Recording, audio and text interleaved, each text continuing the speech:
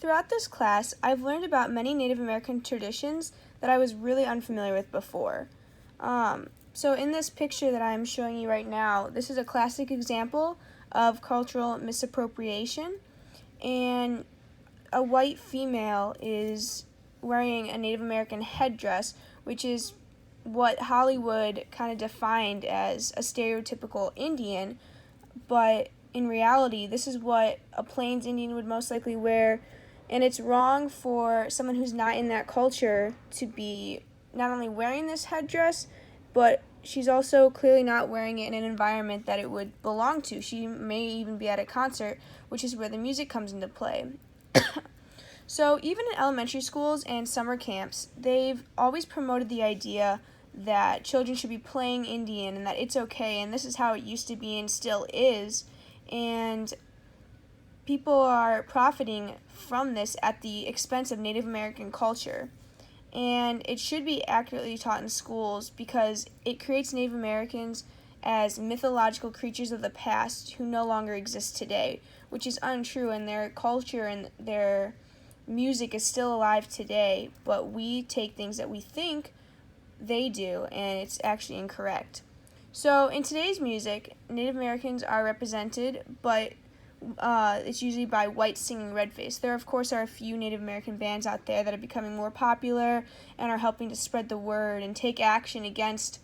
the basically stealing and misuse of their culture and their rituals. So when a singing Redface is when a non-native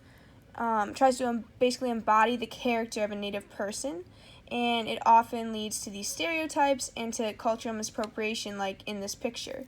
So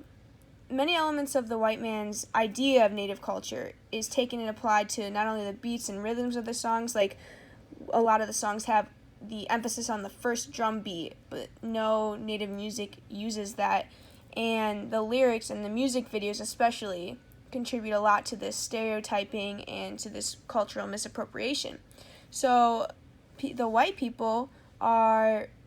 benefiting from this through monetary gains. So like this girl, she bought this headdress and is wearing it probably to a concert, and Native Americans aren't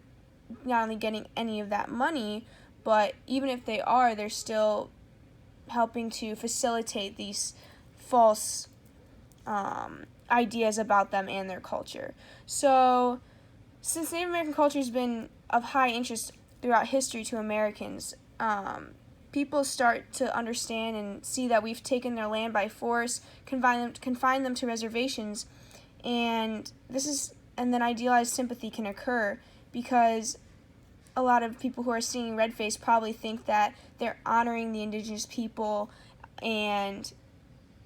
in their culture, but in reality, they are helping to reinforce stereotypes and further misrepresent the native people. They cannot accurately depict and show cultural examples and rituals, or even their song and dance, unless they've specifically been taught by that tribe, because everyone's different,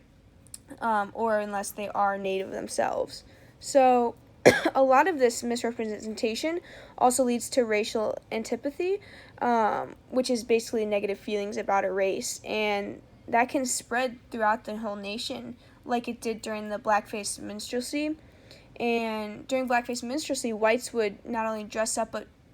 quote unquote, act black so that they could encourage slavery and racism, and they ended up promoting even more negative stereotypes about them, just as people do today with Native Americans. And they have done throughout our American history. Native Americans have been used as outlets for feelings of anger towards even other races, and they've been shown like that in movies. So, two musical examples I have today are from Indian Outlaw by Tim McGraw and Your Love Is My Drug by Kesha.